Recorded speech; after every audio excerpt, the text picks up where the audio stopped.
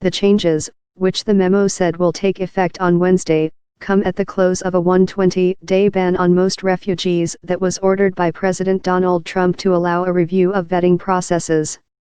The 120 days are up on Tuesday.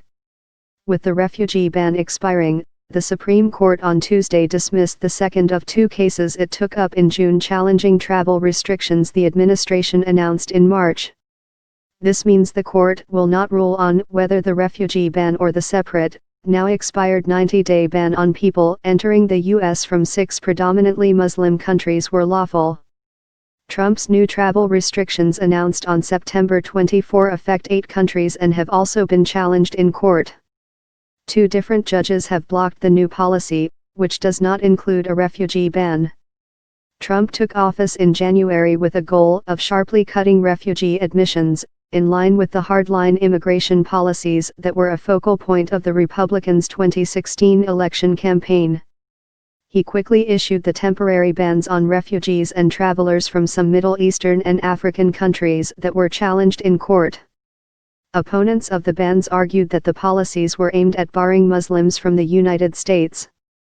The administration has denied any intent to discriminate and argued that its travel ban and security changes were meant to protect the United States from terrorist acts.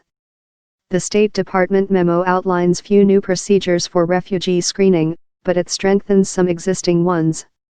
Going forward, for example, all refugees will have to provide phone, email, and address information going back 10 years instead of 5 for all places where they have lived for more than 30 days.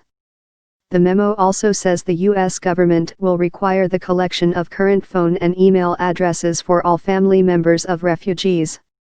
At present, that information is usually collected only for relatives with connections to the United States, according to a person familiar with refugee processing.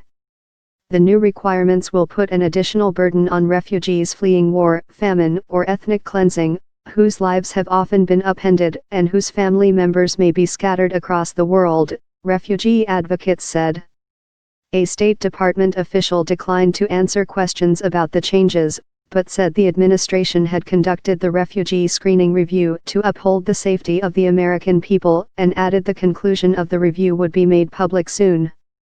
Pause on enhanced screening. The document also said that anyone who had already completed the interview process and been referred for NSOW, a higher level of security screening by multiple federal agencies, would have to be re-interviewed to ask the additional questions.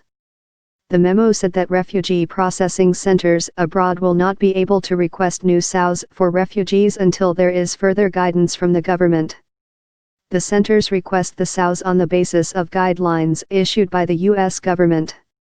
It was also not clear when the State Department would issue the further guidance referenced in the memo. Without a completed SOW, refugees from those countries will not be able to travel to the United States, advocates said.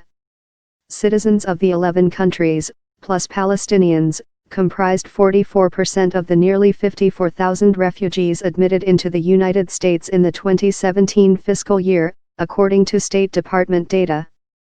Of the countries, Iraq, Syria, Somalia, and Iran sent by far the most refugees to the United States.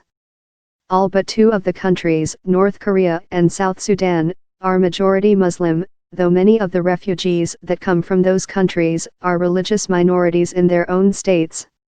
Of the nearly 2,600 Iranian refugees who resettled in the United States as refugees last year, for instance, a majority were of various Christian sects, according to State Department data.